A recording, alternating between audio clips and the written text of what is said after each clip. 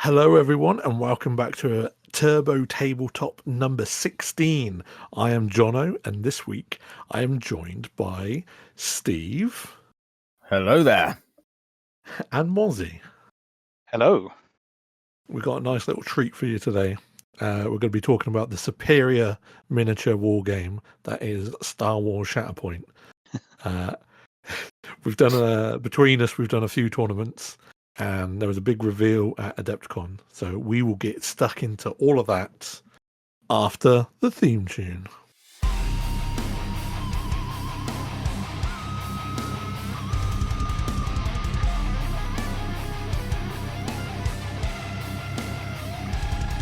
It's an absolute banger. It's an absolute banger, that theme tune, you know. So, Shatterpoint.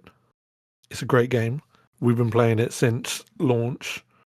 A year and a half ago, 2 years ago. Yeah, nearly 2 years. 2 years in the 1st of July, right? I think that sounds about right. Yeah, because I painted up the core set that we got sent just before I went on my last holiday. So yeah, I think that was about 2023. And there's been a load of releases for it. This game is insane. Tell me about it. I've got all of them. Yeah, the release schedule has been absolutely crammed. Yeah, it was pretty brutal. And then even with the and then there was that delay, wasn't there? Because everything got stuck in the Suez Canal. Yeah. With the boat, wasn't there? And then 5 boxes arrived. There was 250 quid's worth of releases dropped in 1 month. Yeah. So yeah, that wasn't good. And well, yeah, you're telling me. Yeah. Yeah, no, it's been pretty relentless release schedule, but it's nice because there's now a really wide variety of minis available, loads of different characters. Yeah, you're almost spoiled for choice. It feels much longer than 2 years. If you've got a favorite Star Wars character, they almost definitely have a box.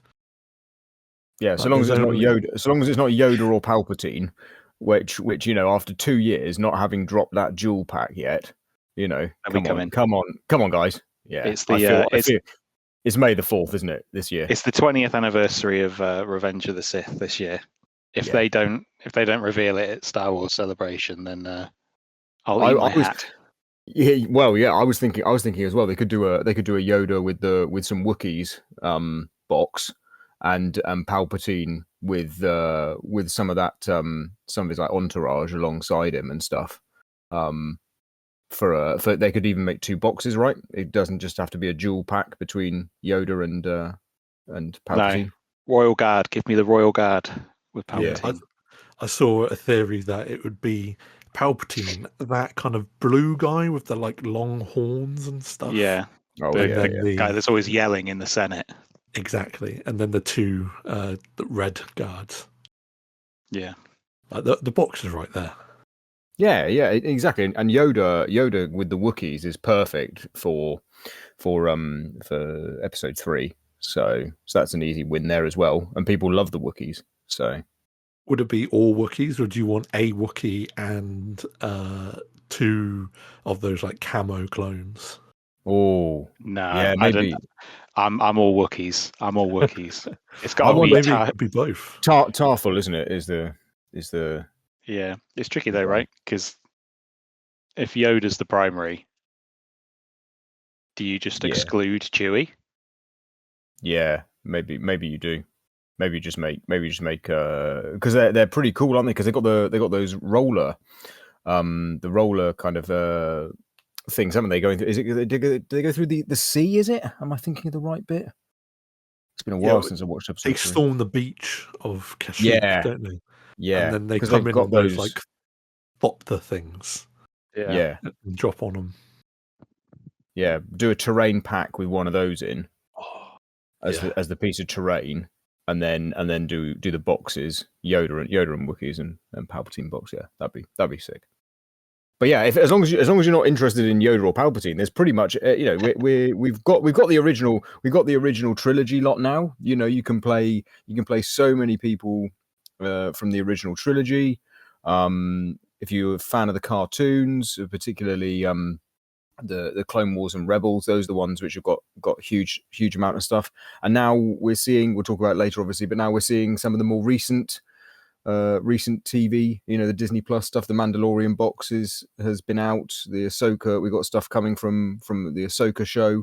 So yeah, they're quite happily dipping in and out. We got Andor box coming soon, haven't we?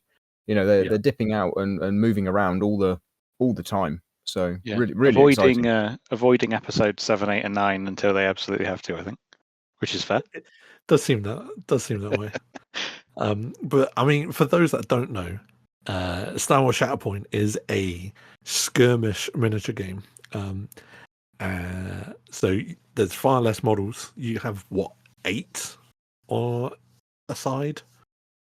Yeah, maximum. Yeah, between 6 and 8, I think, is the norm. And you alternate actions like most skirmish games do. But it's really interesting because you have a deck of cards, which is a card represents each of your units or each character, and on your turn you flip over a card, and that's who you can pick. And then there's a couple of other options, like you can bank them, or there's the Shatterpoint card, which can be anyone. So there's this weird and really fun like tactics and like being able to kind of gauge, just like, oh, okay, well, I've got Vader's in the deck somewhere, but it might not be him.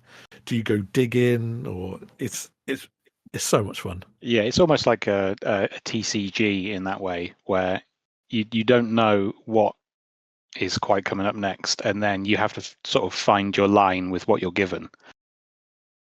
Yeah, I happen to know one of the guys that's easily top 5 in the world in MCP. And when Shatterpoint came out, I was chatting to him about it, and early doors, he said that he felt that Shatterpoint was not complex enough by comparison to MCP, because he said it felt like you were being given the answers too easily in Shatterpoint, because there was the deck and it was basically telling you, oh, you now play this character, here's this.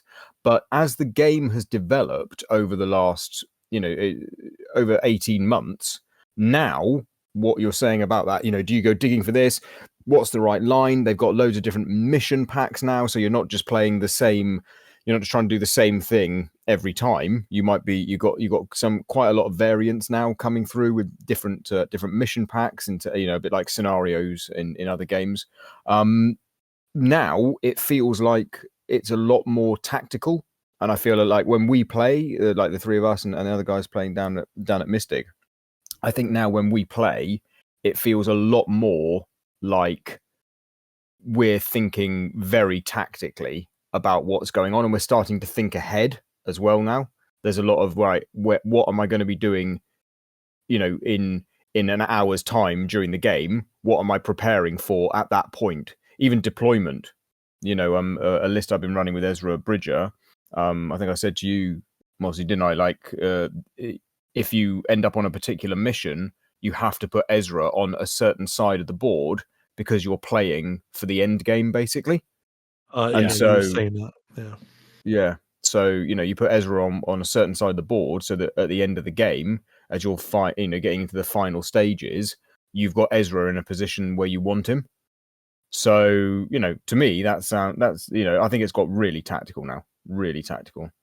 Yeah, I don't really agree with the early doors. Some people saying that the order deck kind of took the player agency out of the game a little bit.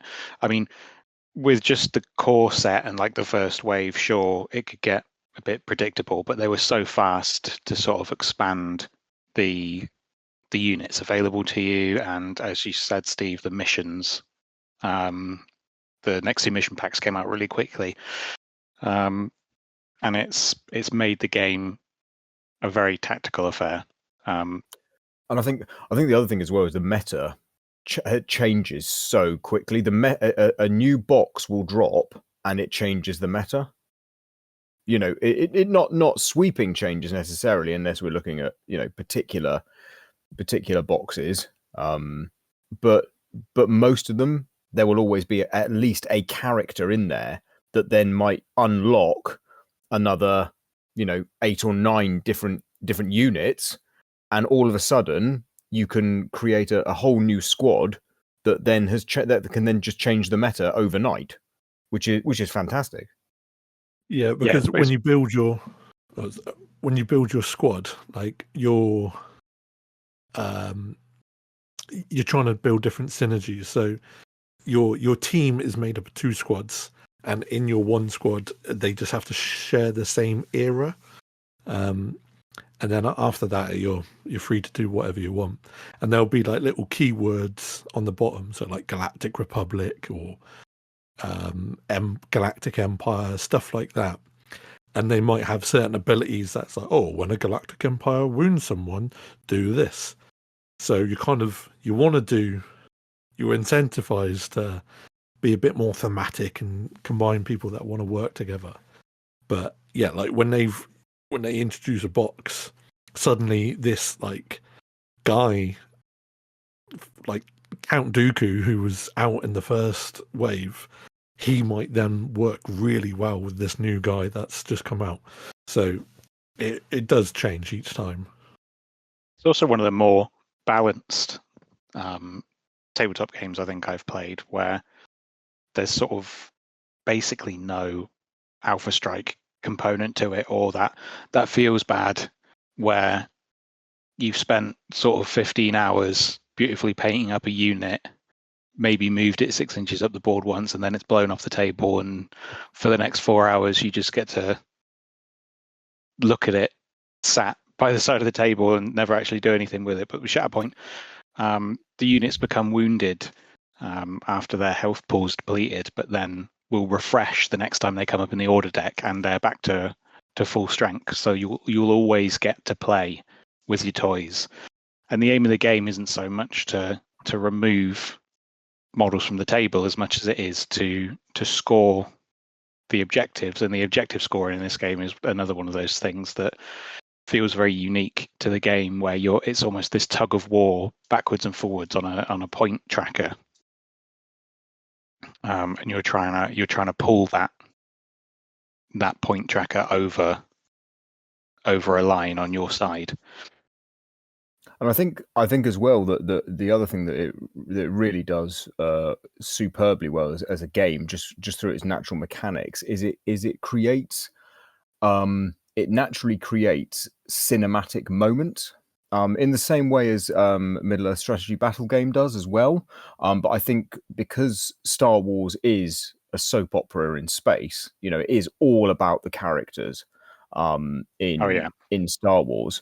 And I think that was something they emphasized when they were first bringing the game out, was like, we want to let you make these big cinematic moments and have characters bash into each other that you wouldn't necessarily have seen on screen before. Yeah, absolutely. And I think as well, it has a really fun narrative play to it without needing to do any work with it. So I played Smithy down at Mystic one time, and we literally had an episode of Clone Wars in front of us. The animated series. We had it was literally super thematic teams, and we just played. The voices were there. We were we were doing the whole thing. We were enacting the episode through the game. And then I say it before, I say it again. My favorite moment in Shatterpoint still can't be beaten, which is R2-D2 killing General Grievous. Something I'll never live down. Yeah. And then at the tournament I went to the other weekend, I had my second favorite moment, which was Darth Vader being pushed off an objective by Chopper. So that was the first bit. He got pushed off the objective. Chopper then won me the game. Basically, by doing that, Chopper won me the game. And Vader had one more go to try and take Chopper down, and Chopper survived Vader's attack. No way. Yeah. Chopper survived an attack from Vader. It was an 11 dice one as well. Chopper survived. The funny thing about those narrative moments is they don't feel forced with this game. Like the design is really well done, and the units are so well balanced that you don't feel like you're giving up something to play those more narrative games. Like if you wanted to slam the crew of the Ghost, the Spectres, into Thrawn and some Stormtroopers, it would feel very much the same as if you were trying to play a very sweaty list with the best units in the game. Yeah. Well, and I mean another prime example as well, isn't it? Is the Ewoks? You know, so we had our first league, Mystic Games League, and Smithy won the league using an Ewok list. You know, Princess Leia from the in the Forest Moon, and Ewoks running around, and C-3PO and R2-D2 in the forest as well. You know, and it's and that went and won the league. It was completely thematic. You know, and Smithy beat all of us and won the league. And you know, and well, you know, while Jono was running possibly one of the most, you know, meta lists at the moment. You know, Iden Versio and Darth Vader. You know, it's and still the Ewoks managed to take them down. You know, it's all just it's perfect stories, isn't it? It's perfect. Those murder bears were out for blood. Yeah, where everyone kind of brings their own mission decks. Like you kind of build to your own mission deck, or that's the idea when you come to tournaments. In the shop, we just be like, what one we're playing, but in like the more competitive scenarios, each player presents their mission deck. So your squad could be slightly more tailored to play in one set of objectives than the other person, which is a really kind of coming from like competitive 40k to this is really kind of odd, where that there's not a set. It's like, I know round one I am doing this mission, so I need to do X. It's like, oh, we could be doing anything. Yeah, which is where the squad building kind of comes into it from a competitive standpoint, where Premier events, they're called in Shatterpoint, you bring 2 strike teams made up of 2 squads each, so you have 4 squads total, and over the course of the day you have to make sure you play all of your squads at least once. So I think a lot they can be in any combination. Yep. So you don't have to just play 2 with 2. You can play one of them in every single round if you want to, as long as you've supplemented in the other 3 squads during the day, which is really fun as well.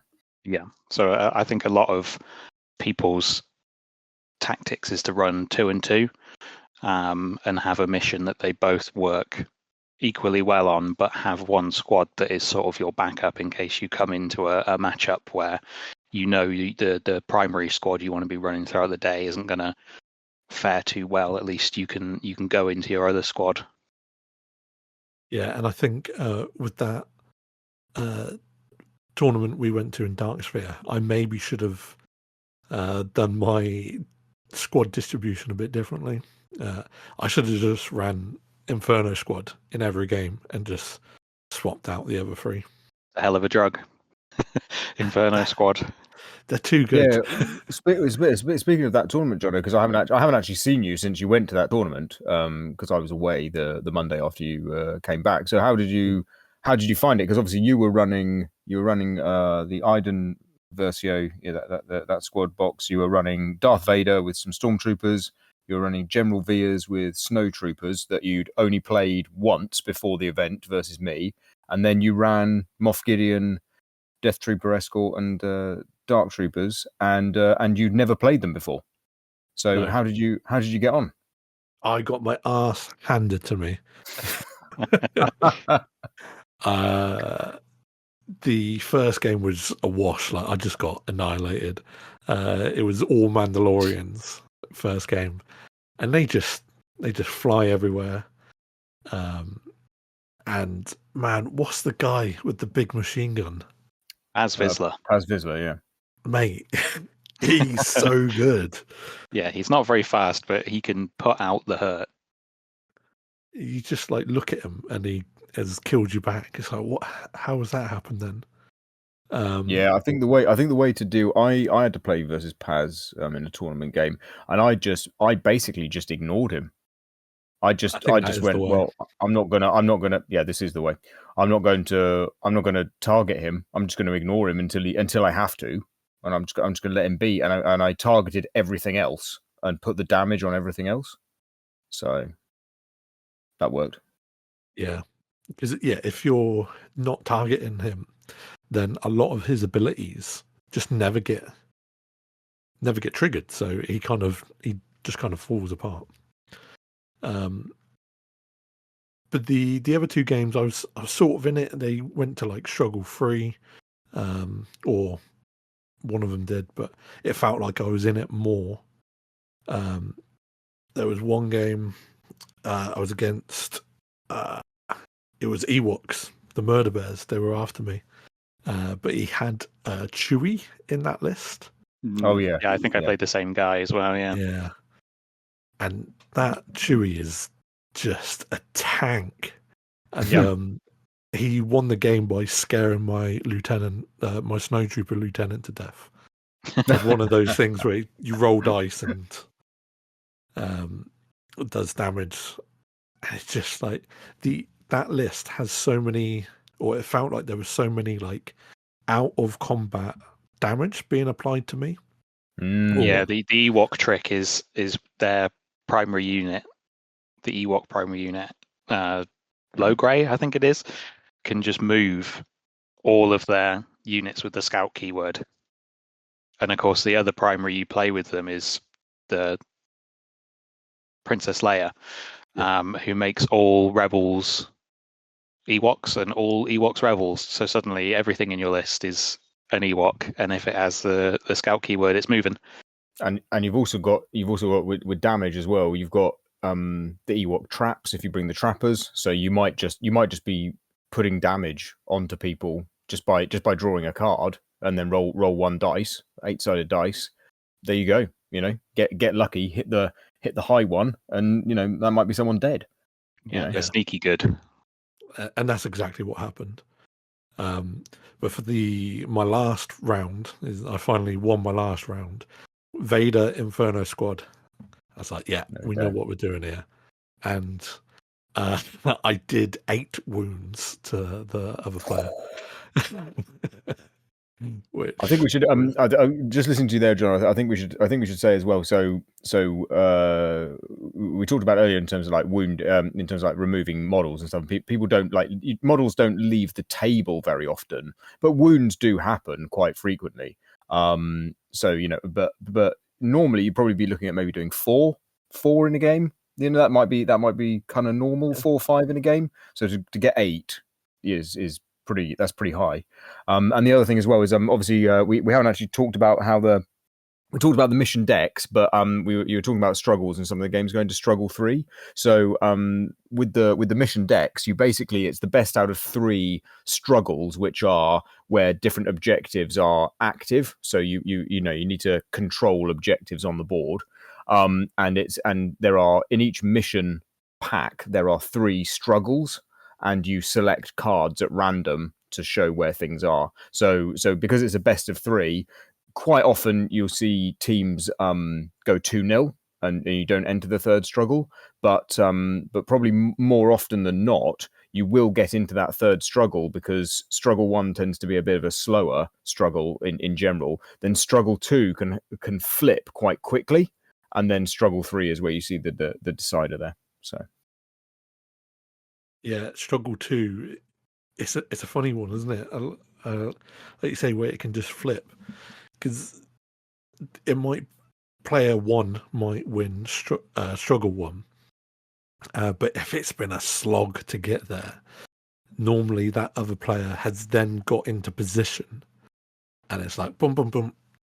Part of the finesse of Shatterpoint is knowing when, if it's been a grind of struggle 1, when to recognize, is it worth trying to grind it out, or just give your opponent struggle 1 and put yourself in a better position for struggle 2.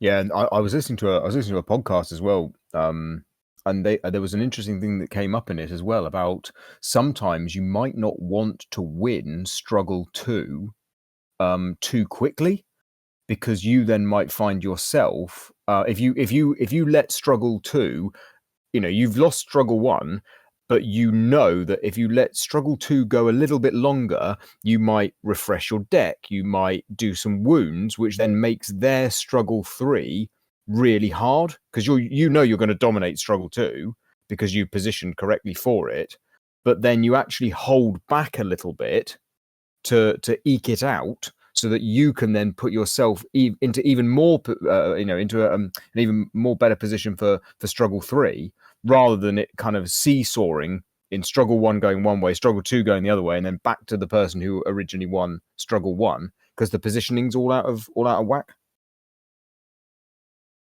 Yeah, that's interesting actually. Like purposefully kind of like delaying that second struggle. That could be an interesting way. Yeah, then this is the tactics coming in. Yeah. This is the fun bit.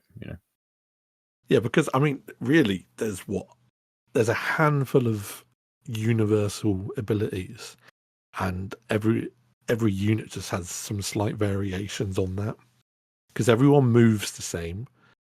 Everyone kind of has access to a lot of the same stuff. Like there's a few conditions, but it's then like how that all gets implemented and put on when and stuff like that. Yeah, it's another one of those things I like about the game, is that it's because it has those sort of universal rules for taking turns. Everyone does 2 actions on their turn, and those actions are from a set list. The rules themselves are really easy to pick up. It looks like a complex game to start with. When you first look at it, you're like, oh, there's so much to learn. But actually, the framework of the game is so easy to pick up. Yeah.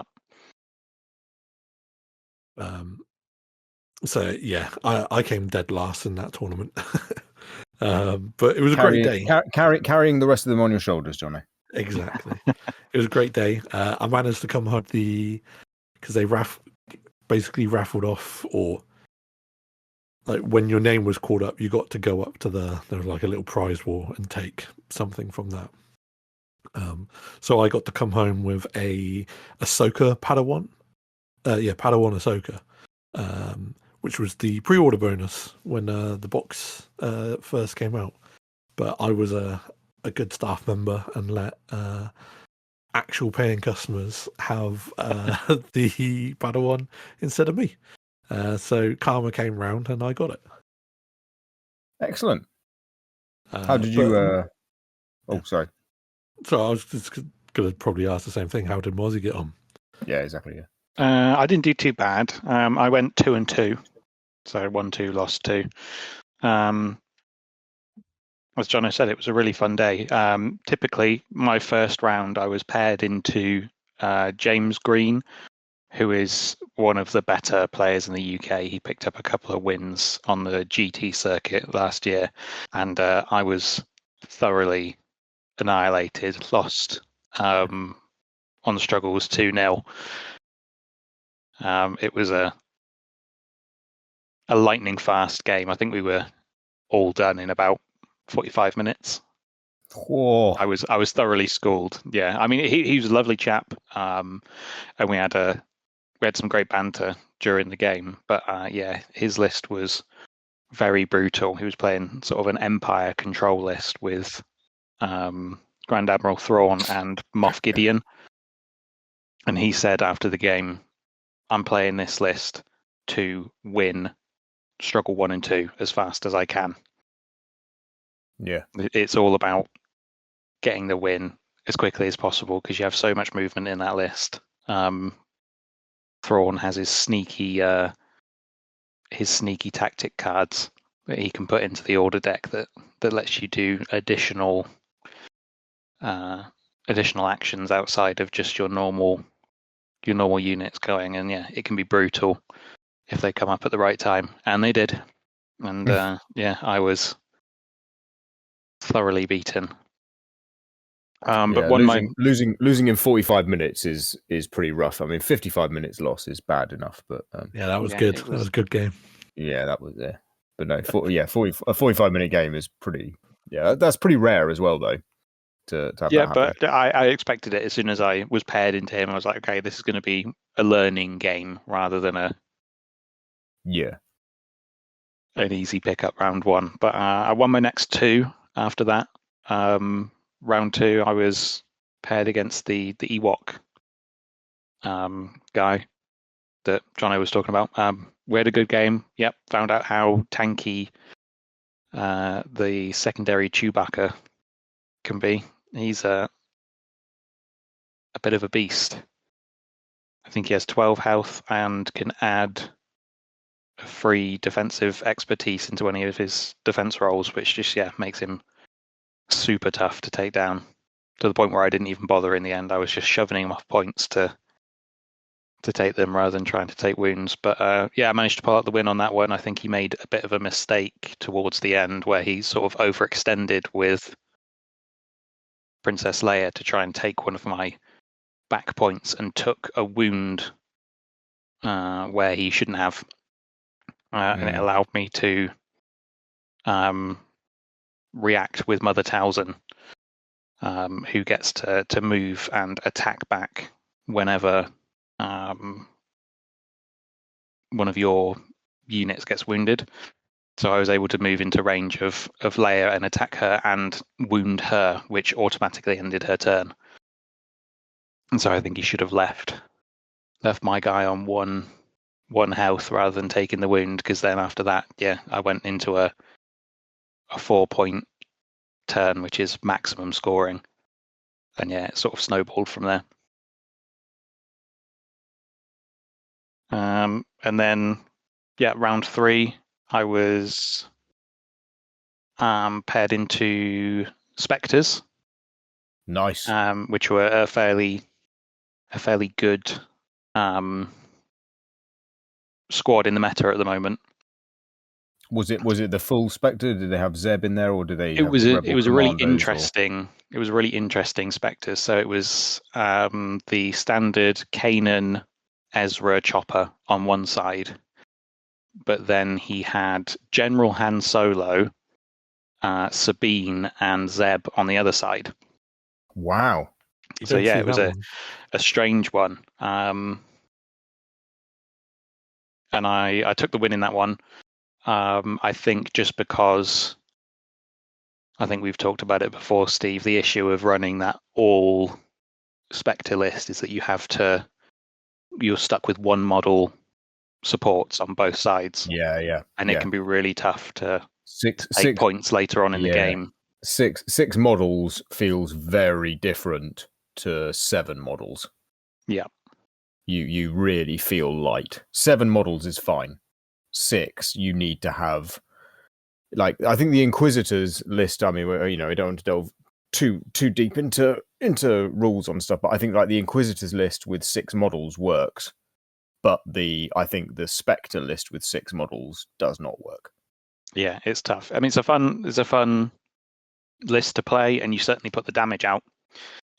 Zeb does a lot of damage, but I think not having the model count there was a rough one for him, and I managed to bait him into coming into melee with Kanan in Struggle 1 and using his melee only stance, where he doesn't have access to his ranged attack on his reactive clapback on his card, which we all know is a brutal one for those that have played Shatterpoint and played against Kanan. He's a menace for his clapback attack. But I managed to bait him into that melee side to take a point, because otherwise he wouldn't have taken it.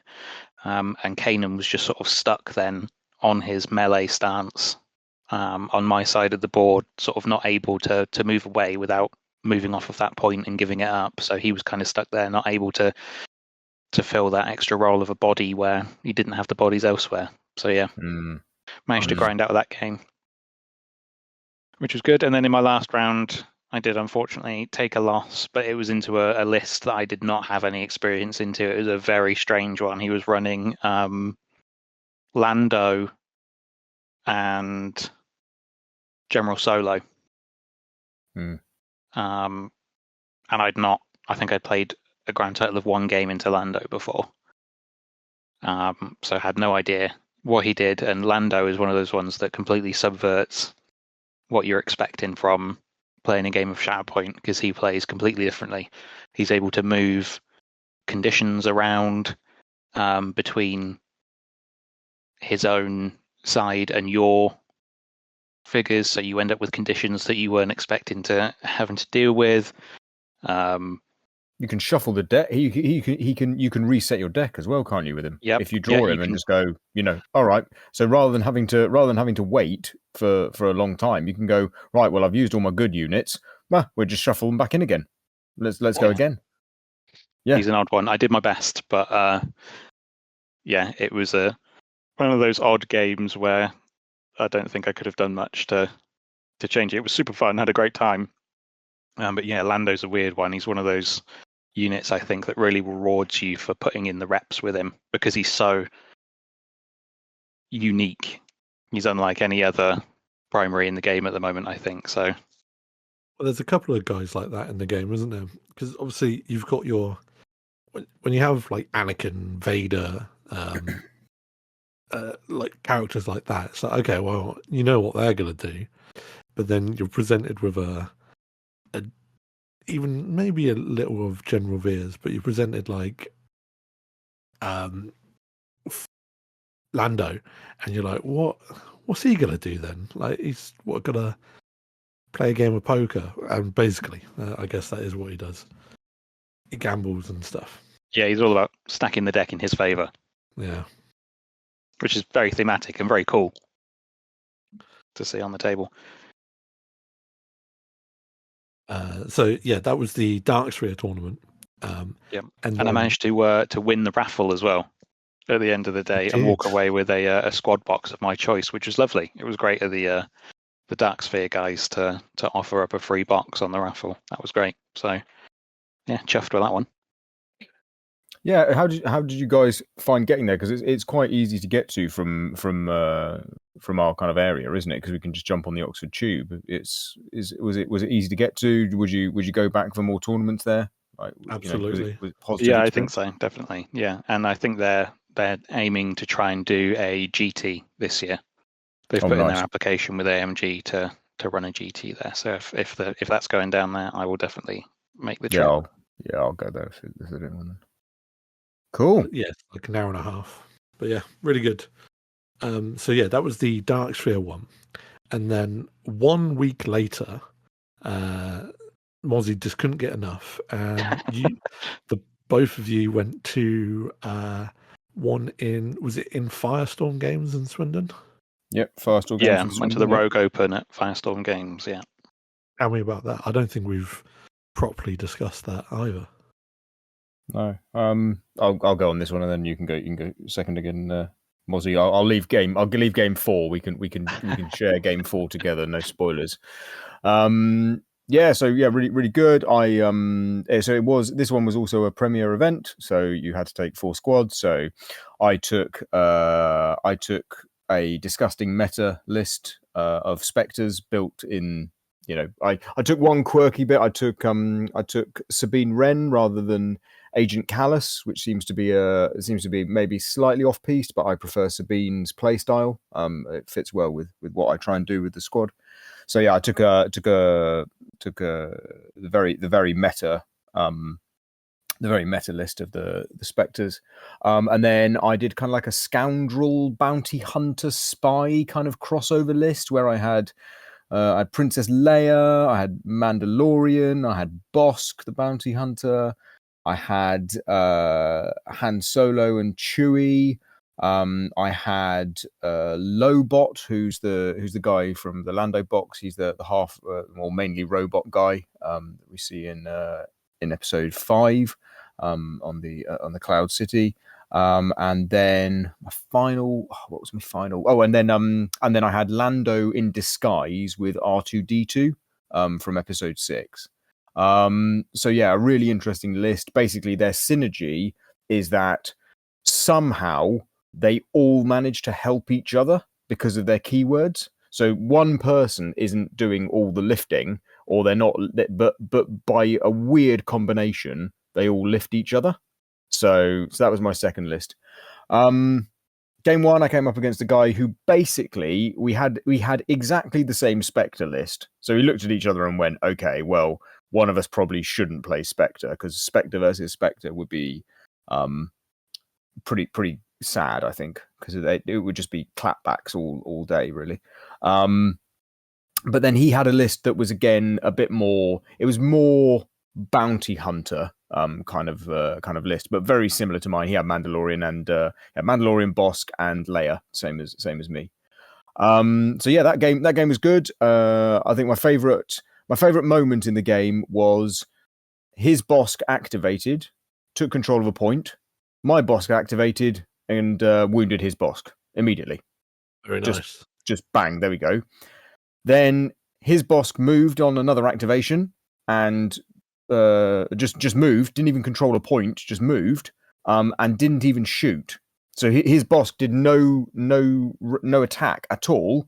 And then I think it was Mandalorian, then went into him, and I wounded his Bosk again.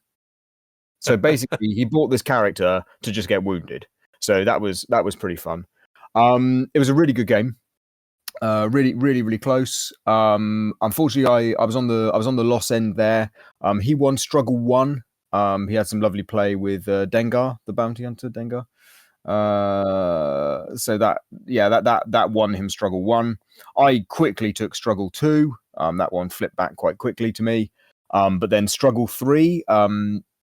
Not that it wasn't necessarily that I'd positioned badly. I just hadn't been able to position into an optimal way. And then I pulled I pulled the worst of the 3 cards for struggle 3 for that where I was on the board. So I was already on the back foot by that pull. I think if I'd had one of the other 2 cards, it might have been a different story. But yeah, he was a lovely guy, really nice, and yeah, really fun list to play against. Then game 2, I played against a chap who was playing all Mandalorians. He was very new to the game, and I think it was his second ever time playing Mandalorians or something like that. Very very early playing Mandalorians. And that's kind of what I was saying about Paz Vizsla. So having played that exact same list, but played by Mozzy, who plays the Mandalorians very well, plays Shatterpoint very well. I knew already what I was going to do, and I basically went after all his squishy stuff and just put wounds on them, and just tried to outmaneuver him with when I could, but just kept his supporting units. I kept wounding them so that they couldn't help control objectives. And also his deck had he got really unlucky in his card sequence. So basically, when there was a moment in the game where he only had 3 units that weren't wounded on the table. So he had 3 models out of 8 that could actually do anything in the game meaningful. So yeah, that was pretty bad for him there. So that was a win there. 2-0 win on that one.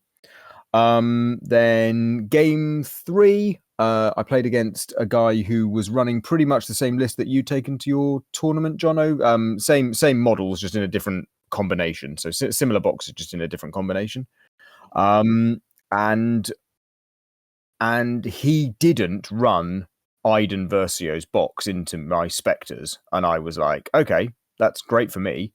And he I think about 3 or 4 cards into the game, he went, I wish I'd taken my 2 other squads into this Spectres, and I was like, yeah, I think that was fair.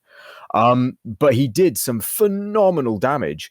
By the time I'd got through the deck of cards, so it was my final activation with the Rebel Commandos, who I had activated with the Shatterpoint card as well.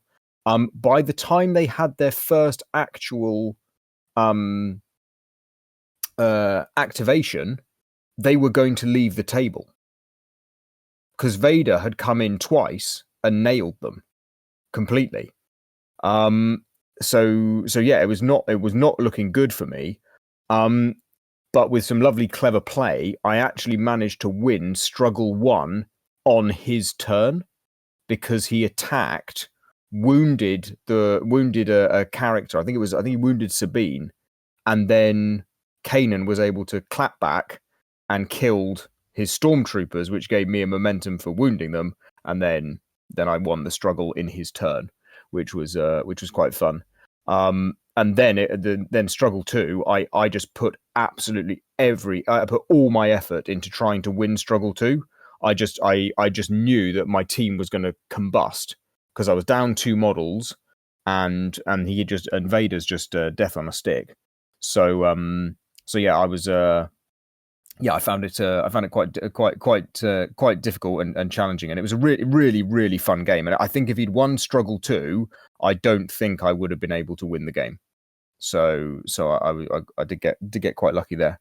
But yes, that was really nice. So at that point in the day, I was 2 wins, no draws, and 1 loss before round 4. So I guess maybe Mozzy, if you want to talk about your games, and then we talk about what happened in round 4. Yeah, sure. So my first game of the day was against your round 2 opponent, I think, Ian, who was on the All Mandos strategy. And like you said, he's a newer player, and he'd only played the Mandalorians, I think, one time before coming into this tournament. So for him, the day was more being used to sort of get his head around the more gritty parts of the game, which was fine. I mean, we still had a great game.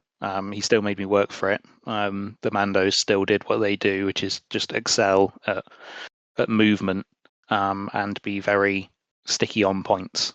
But I don't think I talked about the list I was on at the Dark Sphere event, but I was on the identical list for this event, which was my all separatists list. So it was General Grievous, Luminara, Undula, Count Dooku, and Mother Talzin, and then as many droids as I can fit into that. And the general strategy with one side of the list, the Count Dooku and Luminara side, which runs sort of all droids as its secondary and support units, is to just swarm the board with your droids as quickly as possible.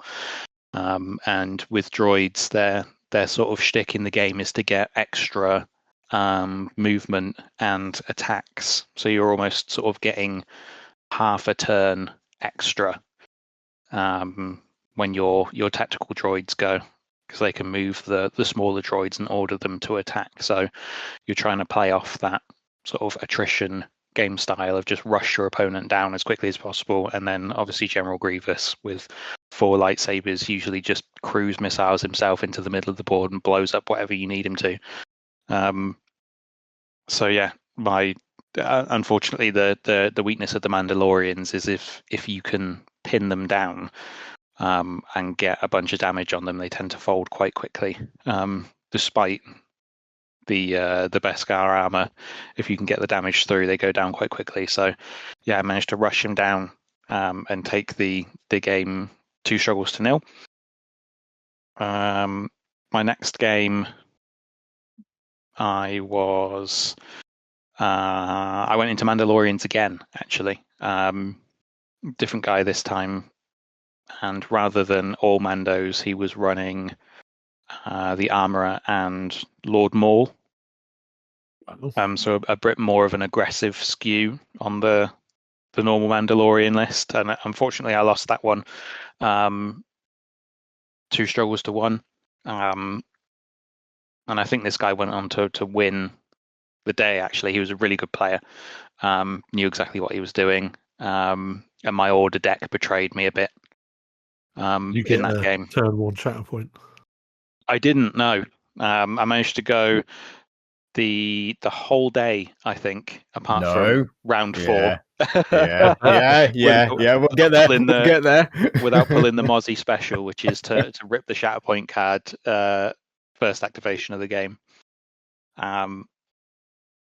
but yeah, he was a great player, and the trouble with running the list that I run is that sometimes Luminara can be a bit of a dead activation. So if you pull her at the wrong time, she doesn't really do a lot for you, and your opponent can capitalize on that and sort of swing the game back in their favor, which happens sometimes. It's a dice game. There's always variance, so you have to take those losses when they come. I actually, just touching on what you just said there, that's actually something that's really interesting as well about list building. Is what are you say like Luminara is a dead activation. I absolutely understand what you're saying there, and I'm thinking actually I think that's maybe why the Spectre list and the Iden lists are so strong. Is there is no bad active, like you can still have a bad activation as of what's going on in the game in front of you, but I don't think that in that Spectre list there is a bad. I don't think there's many bad activation times. Like because I've had pulled Hera first activation multiple times, and I'm fine with it because I just move her into the best position that I know where I'm gonna. Everyone's now going to move towards her. Doesn't matter whether she moves towards them or vice versa. We'll just put her in the right place. Same with Kanan. I think that's something we've seen with the more recent releases in Shatterpoint is a lot of units have tools available to them to mitigate those sort of bad activations that can come up. Yeah. Where if they came up sort of one turn later, it'd be great, but right now it's not really what you need to swing the objectives in your favor. And yeah, I think with the more recent boxes that have released, we've seen more and more primaries that sort of give you the tools to mitigate those off turns that you can have. Yeah, absolutely. Yeah. But yeah, took a loss on that one, which was absolutely warranted. I got outplayed. Maybe I should have played my my more defensive squad into the more aggressive slanted version of the Mandos, but it is what it is. And then round 3, I got the bye, which was what it was. Free win, whoop-de-doo, but you always want to play out all your games. Luckily, the TO was on standby to play games if players wanted, just so they could get their full 4 games in out of the day. So I played against the TO and had a really close game. Actually, it was almost a mirror match. She was on very much a similar vibe to me. She was on General Grievous and the All Droids package too. So I took my other list of Count Dooku and Mother Talzin into that one, which is more of a defensive brick of a strike team.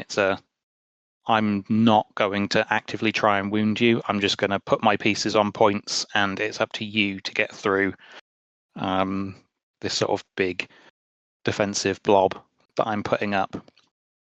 So yeah, I had a really close game. I went down one struggle straight off the bat, which tends to happen. General Grievous and those more attrition style lists, they come out of the gates strong and try to blast down the first struggle, which happened, and it was one of those times where it was grinding out, but she was sort of eking ever closer. The struggle tracker was eking ever closer turn by turn to her side, so it was one of those times where I decided, you know what, it's not worth grinding out the struggle anymore. When it comes to a straight damage race, her squads will out damage mine every turn, so let her take the first struggle and then put the focus on grinding out struggles 2 and 3. So that paid off for me, and I took the win. So despite being on the bye, I still got to have a decent game there. And then we get to round 4. Yeah, I'm looking forward to this. yeah. Well, so before we start round 4, something that's really interesting is the tournament software that's used. Longshanks is the tournament software that's used. And I said to you, Mozzy, on the way back in the car on the way back, I think that because the way the rankings were, I think that there was a way that the guy in first would have played me in second at this point in time, and Mozzy could have in third, could have played the guy in fourth, and all four of us, with the right combination of results, could have won the tournament. But instead, for some reason, Longshanks paired me and Mozzy together as 2 and 3, then paired like first and fifth, or first and sixth, and fourth and five, but fourth and fifth or whatever, and seventh got the bye. So yeah, it was just really strange because I thought it would have been, because I'd looked at it and thought, oh, brilliant, we can actually play off, and 4 people have a chance of winning the tournament in round 4. That's awesome. But instead it worked out differently. But yeah, always a pleasure to play Mozzy. We didn't even need to, you hidden reveal which cards you're going to take. We didn't need to bother. Mozzy knew I was taking Spectre, and I tried to get Mozzy to take the droid list into me, but he wasn't having it. So it was Mother Talzin and Dooku versus my Spectre list. First struggle started abysmally for me, really. What was it, 15 minutes for struggle 1? Yeah, I don't think we've had a struggle 1 be that quick before. I think it was over in 3 activations. Yeah, it was 3 card activations, and struggle 1 was over. And I think I jokingly said to you, gosh, if you beat me in half an hour, like Jono, the game where I lost to Jono in under an hour, it just pales into insignificance, doesn't it? Yeah, it was bizarre. It completely just vanished like before our eyes, and we were like, okay, right, I guess we'll play struggle 2 then. And then it got really spicy. Struggle 2 took us a long time. Yeah. I think struggle 2 was probably about it was at least 45 minutes to an hour for struggle 2, I think. Loads of activations, loads of back and forth. And I think because of the mission card that came up, the center point became really hotly contested. And we both had sort of 3 units each in the center of the board, just slogging it out. It was really good fun. And I managed to eke ahead in that one. And I think there was a moment where you could have taken your foot off the pedal and positioned yourself for struggle 3 and didn't. Instead, you were trying to keep fighting for it, and almost, as you said earlier, it's like there's almost that moment where you go, "Do I give up now?" Yeah, and maybe you missed it by 1 card. Yeah, right? I think I fooled myself into a false sense of security where I'd taken struggle 1 so quickly that I was like, I'm not sort of down on resources as I should be. All my units are healthy. I've got a decent force pool left. Maybe I should really push and try and take the 2-0, which Dooku Towson isn't really built for. You're there for the long game. You want to take the game to 3 struggles, and I think I played myself a little bit on that one. Yeah. So we did go. So we did go into struggle 3. And I mean, by this point, we've played 4 games. And I think both of our heads were hurting quite. Certainly by the end, it was very, very draining. Because the other factor that we were both Mozzy and I, we know each other. We played each other a huge amount, and we also know what our lists are capable of. And so you're always trying to play around what the other person's going to do. And that third struggle might have been one of the best struggles we've ever played, I think.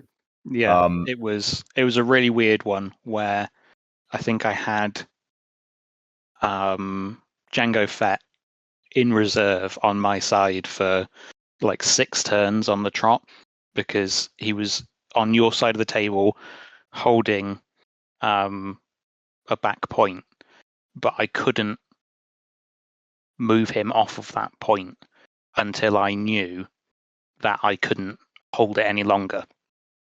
until you taking it off me. I had to force you to come and take it off me, but that meant that Django, one of the like super maneuverable pieces on my side, was just kind of stuck there waiting for his chance to move. So it kind of meant I was stuck top decking essentially. And I think, and the other thing that happened in this struggle is, so with tournament games, there's something called mission critical, which is games are played for 2 hours, and mission critical comes into play with half an hour to go, and you basically start shrinking the tracker, so you're likely to end the game faster under mission critical. And it basically guarantees that the game will the game will end. And there was, so this struggle was it was really swinging. It was properly swinging left to right, all this. And the most frustrating bit from my perspective was because struggle 1 ended in 15 minutes and we then took 45 minutes, an hour to finish struggle 2. We still had at least it must have been about 20 minutes before mission critical came in. And if mission critical had started, if we had a normal length of struggle 1 and a slightly longer struggle 2, as sometimes happens, I would have won the game because of mission critical. Because at the beginning of the struggle, it went in my favor, and I was almost, it was so close to winning a couple of times on my side that mission critical would have done it. Right? I think if mission critical started a turn earlier, sort of 5 minutes earlier than it did, we would have had a different outcome. Wow. But in the end, it started to shift, and both of us were we were looking for great lines. Mozzy was playing fantastic, and we got closer and closer and closer. The momentum tokens were moving. They were moving closer and closer and closer together, and we got down to a situation where I needed to score 3 points or score 2 and wound Django to win the game. Okay, so I need to score 3 or I need to wound Django. To score the 3, I need to get rid of 1 unit off 1 objective. With one, I've got 1 crack at it. I've got nothing else. So I've got one go at doing that, and then I have to get a certain number of successes to push Django off the edge of a point. Okay, so even if I don't wound Django, I still need to push him off the point. And I was able to clear the first point. We'll come back to that in a minute. I was able to clear the first point. I wasn't able to get Django off the other point. So even if I'd been able to score the desired number, I wouldn't have quite achieved it. But I did make a huge misplay and wounded a character because I got so fixated by thinking, right, if I do this and this, I can get this, and I forgot about mission critical, and my wounding the character cost me, because Mozzy was then able to basically cancel out my work that I'd just done and retain the point by moving Mother Talzin in. So it was a huge misplay on my part, and the game effectively ended right then and there with the momentum, with the struggle token on 0, and momentum for me and Mozzy on 1. Jesus. The closest finish, and then Mozzy's turn, he wins the game. Wow, I've never seen that. Yeah, it was a wild game. It was, and as I said in the Discord when I posted about the tournament, I say it every time me and Mozzy seem to play, but it'd be our best game. It was certainly up there. Yeah, it was a great one. It was one of those where neither of us really made any mistakes outside of what we've already talked about. I think it was one of those games where we both played really tight and super enjoyable. When it comes down to the wire like that, and there's one turn in it, you've had a great game. Yeah, exactly. And I think you said it at the end, and I had the same sentiment. Obviously it's a tournament, we're all competitive, but I wasn't annoyed. I was upset because I've lost a game because I'm a competitive person. But 2 minutes later, I was like, that was a brilliant game. And you're over it already because it was so good. And I know that you'd have had the same feeling, Moz. Yeah, you know? even if I'd have It's- lost that game, I would have come away thinking, "What a great game Yeah, we just played." yeah, exactly. That seems to come up a lot with Shatterpoint, doesn't it? Like, Yeah, And I think, go on. sorry, go on. I was just gonna say because it's always that back and forth, and you do always feel like you're in it. Yeah, that's what I was going to say. It comes down to that. Yeah, it comes down to that design thing where even if your guys get wounded and sort of they're out of action for the round until they come back in, they will always come back. You will always get to play. yeah. And the other factor that we haven't said at all yet, but even if you lose the game, you're playing Star Wars. Like it's just great, right? It's just great. You know, and I know there are big fans of other games. You know, Middle Earth is another great one, and I know there are huge, 40K fans. Obviously, this podcast was built around 40K to start with. You know that and you might have that love at the same level, but there is something. You know, I think Isaac was talking about it with his Middle Earth one. There's just something about that nostalgia. You know, and Star Wars, with the fact that all the modern stuff that's coming, the Mandalorian's brilliant, Andor's brilliant. There's quite a large chunk of Ahsoka I really enjoyed as well. These are just creating new memories as well and new nostalgia. So what's great is that the characters feel like the characters should feel. Yeah. Like when you're taking Darth Vader, you want him to feel like that menacing presence on the board that if he gets too close, will kill whatever he hits. And that's exactly how he feels like on the table. Yeah. Yeah, no, absolutely. And the tournament, the tournament then ended really well because so Mozzy ended with 3 wins, which put him second. So second on the podium there. And then because I had scored because in my 2 wins I'd won 2-0.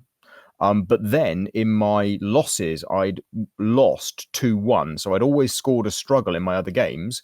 It meant that my tiebreaker was the highest in the tournament for the next chunk of points down. So I went into third. So double Mystic Games representatives on the podium.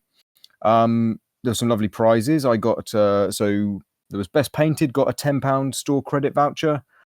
Me in third, I got £10 store credit. Mozzy got 15 for second, and first got 20 store credit, which is a lovely touch. So I picked up some paints. And then not wanting to be outdone by Mozzy winning the raffle at the other event, I won the raffle this time. So I got a squad box. So that was nice. I think we both ended up with the same squad box in the end. Well, there we go. Yeah. So it was, and big shout out to the Swindon team there, the Firestorm Games there. It was only took us we were there and back each time under an hour. Was under an hour's drive. Really easy to get to. Tournaments were really good. It was really friendly. We'll absolutely be going to another event down there for sure. Yeah, I was disappointed to have missed it, but I'm in contact with the TO. She messaged me today, actually. I'm on their Discord and everything now. So when we come to doing our Mystic Cantina Showdown in May 17th, mark your calendars, we're going to advertise there and hopefully get some of them coming for that. Nice. Yeah, Mystic Games Cantina, the same song on loop for the whole day. 10-hour loop. So I think everyone should at least have an intro game into Shatterpoint. It's so fun. You pick it up in like maybe 2 activations. Like it's like, oh, I see what we're doing here. And you're in, and you'll be away. And the models, even forget the game. The models are so fun to paint. Their scale is a little bit bigger than your normal like Warhammer, so they're 40mm scale.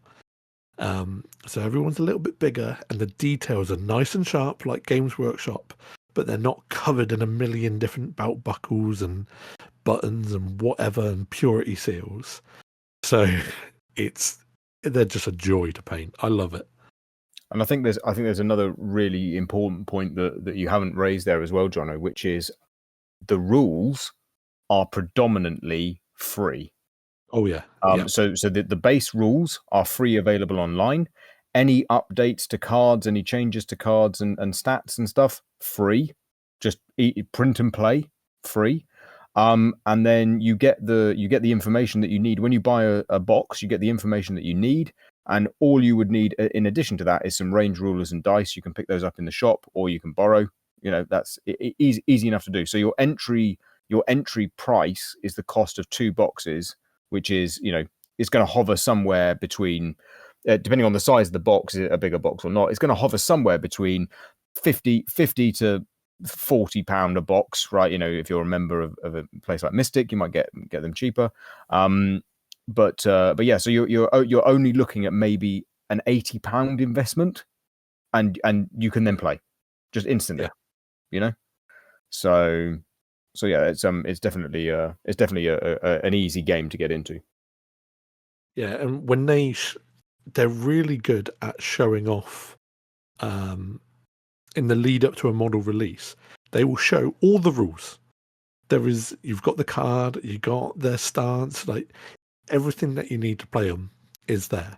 And because there's only 2 base sizes in the game, we've never done it, but there is nothing stopping you from the Andor box is about to come out. All the stuff is out for it. I'm just going to use these guys as the Andor and just see how they play. Like, there's nothing stopping you from doing that, and officially doing that as well. Yep. Yeah, in a tournament, I think the official rules are in a tournament. They don't like an actual AMG tournament. They don't mind if you use like heavily converted models or things, as long as they still look like what you're trying to do. I mean, a great example though is when I was running my Inquisitor list, I had to run one of the clones, Commander Pons, because at the time he was the only model that would fit in to make the lists work. But I got a 3D printed Inquisitor, second sister, I think it was. And I just said to you guys, hey, do you mind if I just run that model as Pons, just so it looks cooler on the table? And everyone was like, yeah, of course, because it's one model, right? And it makes the board feel more thematic, Yeah, it's great. And they did. I'll just touch upon it. We won't spend too long on it because we've already gone on a little bit. But at Adepticon, obviously, probably everyone's aware of the Warhammer previews that they've done. But Atomic Mass Games were there, and they showed off Shatterpoint stuff, Marvel Crisis Protocol, and Star Wars Legion. They're their main games. But the Shatterpoint stuff is really good. They are having a big push at the moment for like stores and communities to really push their kind of player base. So it looks like we're going to have access to some really cool kits that come with alternate Shatterpoint cards, some different dice, maybe some shiny cards for when we do tournaments.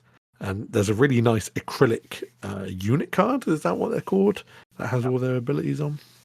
Yeah. So they've got a league kit and a tournament kit for local stores, which is great. That's exactly what you want to see, right? For supporting LGS play. Exactly. And then they showed off some new models. Obviously, we knew Andor with K2SO, and then some Rebels was coming, along with Krennic and the Shore Troopers and Death Troopers. Fantastic looking box. Can't wait for their Mom and Empire boy. But they also showed off the rest of the Rogue One squad, which comes. I can never remember their names, but it comes with those 2 guys. It's like the one that says like, what's his line? I am one with the Force, and the Force is with me. So yeah, something like that, is it? Yeah. Hayes and Chirrut. Yeah, they're coming. The guy from Rizzle Kicks, he's in there as well. Yeah. There's new terrain, the outpost terrain. They only showed one piece of it, but in the Yeah, timeline, I think there's there's a whole four. bunch. There's four Yeah. different kits coming, which is interesting. Be nice to see what's coming with them. Vary up the official terrain a little bit. Yeah. And then the Doubter Squad. So if you're of a certain age, you would have remembered on the PS2 and maybe GameCube, was it? It was on GameCube. Yep. Yeah. The Star Wars Republic Commando game. Was that what it was called? Yes. Yeah. Which is funny because they have done a Republic Commando squad and a lot of people painted theirs up. And I think you were one of them, was I am one of them, yeah. So I don't know whether I'm going to have to repaint my old models or... Yeah, I saw it coming. I didn't do mine. I knew it was couldn't coming. resist. I couldn't resist. Yeah. The Terror from Below squad pack, which comes with it's really bizarre, but it's like one little episode arc of Clone Wars. Which comes It's like Clone Wars. It's like season 4 or something as well, isn't it? It's like 3 or 4, I think. Some shark guy is Crony and 2 aqua droids. I think this box might be the box that Mozzy has been waiting for the longest time. And then the other thing is when they updated the roadmap, they've slightly elongated the release dates. And the one box that's got nudged right to the end of this year is the Aqua Droids box. Yeah, I poured one out for my poor Aqua Droids. Yeah. If you see them before 2026, I think you'll be lucky. I can't be too mad with the other stuff they've shown off, but yeah, I was a bit disappointed. Separatists are kind of left begging for scraps at the moment. They've not had a new release since the sort of Wave 2 stuff. So I'm out here begging for more droids. Then there was a couple of surprise reveals. You touched on it earlier, Steve. The Ahsoka, people from the Ahsoka show. So you got one box, which is I really should remember his name. It's Balin Skull and Shin Hati, and then I don't know what model the droids are, but the cool red. I think that are they assassin. Are they like assassin droids or something? Yeah, assassin droids that Ahsoka fights in the first episode. Yeah, but the box it looks exactly like the actor that unfortunately passed away. Yeah, Ray Steve. This spitting image of him, so that's really nice to see. And then you've got the God, why all names have disappeared from my brain. What's her name? The baddie from Ahsoka. Morgan Elspeth. Yeah, she's Dathomirian, so she's going to be another Dathomirian primary. Yeah, which is great. Yeah, we need so more. good. We need more Dathomirian support, so it's nice to see another. It's a shame that it's in the primary slot. We're chocker with Dathomirian primaries, but and it's got her box comes with zombie troopers, doesn't it? Yeah, it does, the Thrawn zombie stormtroopers. Yeah, nice. Which would be Enoch, the guy with the gold armor and mask as the secondary. So it'll be interesting to see what the rules are around them. Whether we're going to see some stormtroopers that can maybe take their own wounded tokens off themselves or something. Yeah, I was going to say that they must have something which means there'll be like 3 wounds, like there'll be low health but 3 wounds or something, or they'll be able to remove a token somehow. I would that's where I would be thinking as well. Yeah. But I don't know if you guys watched the stream at all, but they said that the Dathomirian lady, she's got a couple of interchangeable like options. So I think you can have some different poses on her, different heads. You can have her like more transformed one or her more normal face. And they are also doing a big update So a lot of the stuff that came out in the core box and some of that more earlier stuff hasn't aged.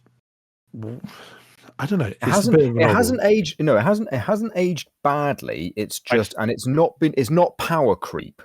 It's just everything's been stretched a little bit.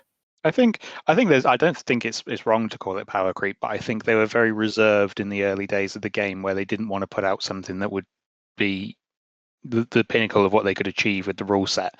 I think they were very reserved with that initial sort of wave 1 and core box, and then have sort of pushed it a bit further and a bit further over the releases over the last 2 years. So it's a bit of a shock to me. I honestly didn't think that they would put out a rebalance this early, but I'm certainly not mad about it. Yeah, I'm ecstatic. I think this is amazing, right? Because it's been it will be 2 years ish, when they do this slight rebalance that they're talking about. And for me, I own every Shatterpoint miniature that's come out. I've dived in deep into this one, and for me, I've been looking over my collection recently as I've been painting more and more and adding more into the storage boxes that I keep the models in. And I've been looking at some of the ones I've painted early, and I was like, I'm never going to play the 501st again. Like I'm just never going to play them. Like until they do something with them, they're never going to see the table again. So they're that iconic Clone Wars, clone trooper unit that's always with Anakin and Ahsoka. Yeah, exactly. And if you're talking about those really big thematic moments in the episodes and just playing episodes of Clone Wars versus each other, I want to have the 501st on the table. But they're in every episode. Yeah, but I'm not going to do that. Because they're not very good in the game right now. So to see a rebalance is going to be fantastic. I think it's going to be really, really great. They've said it's going to be print and play, which is a bit of a shame because I was hoping for new cards, because I would have happily paid 20, 30 quid, to get new cards. I'd have happily put the money in for it.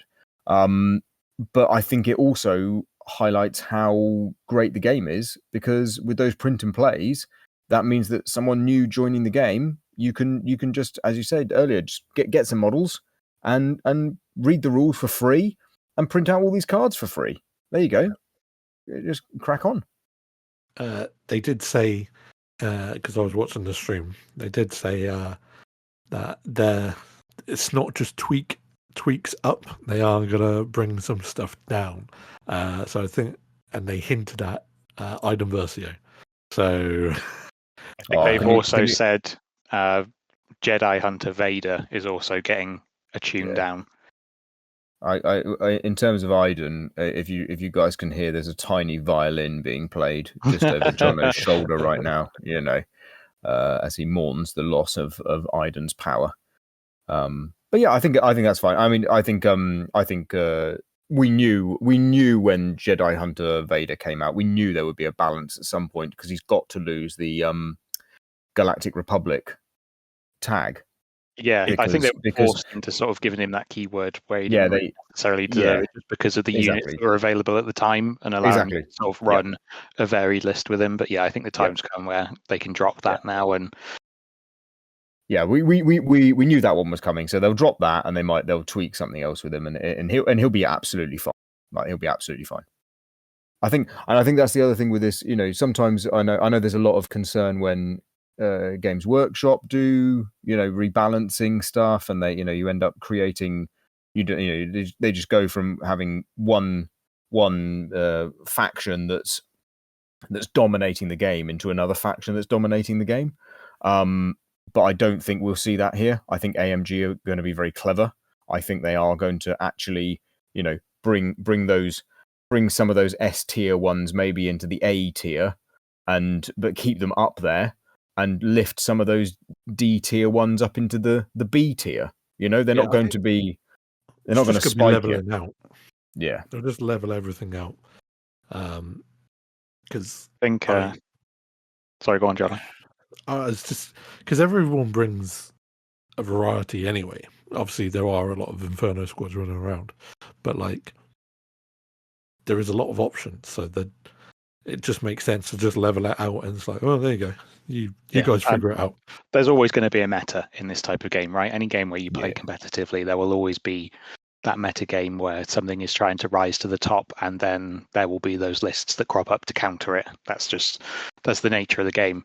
But yeah, as you said, Jono, I think a more leveling of the playing field. There's a couple of units that just don't quite do enough for their cost, and then there is a couple of those units that do a little bit too much. I think not a lot needs to change, just slight tweaks here and there,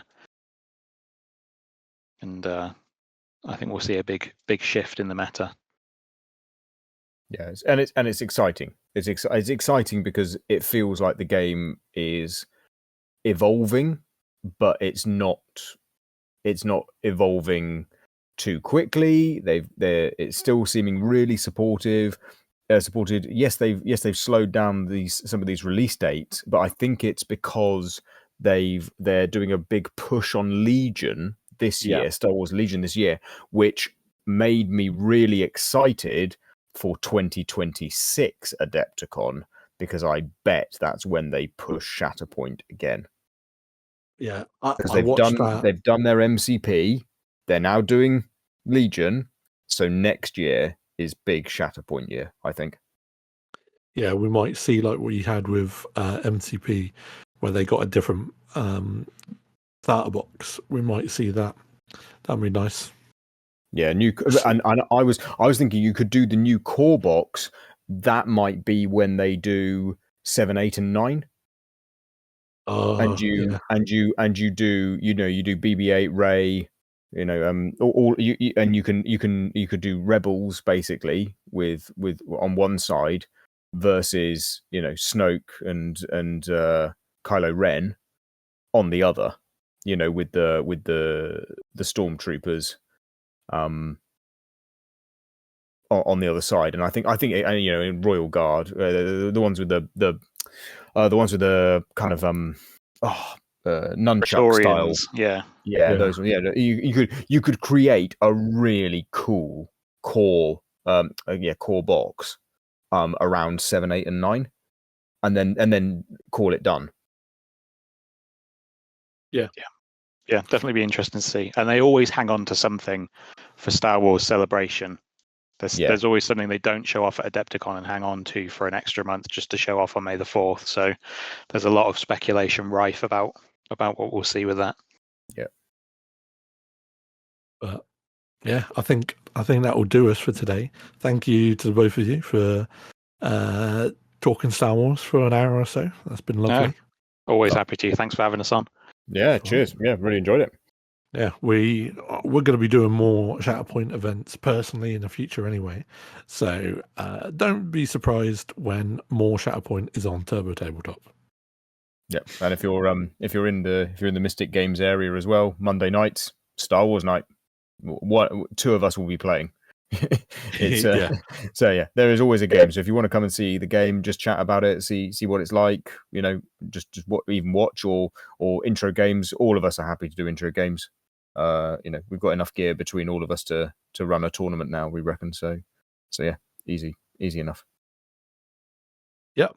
Well, thank you very much, and we shall see you next time.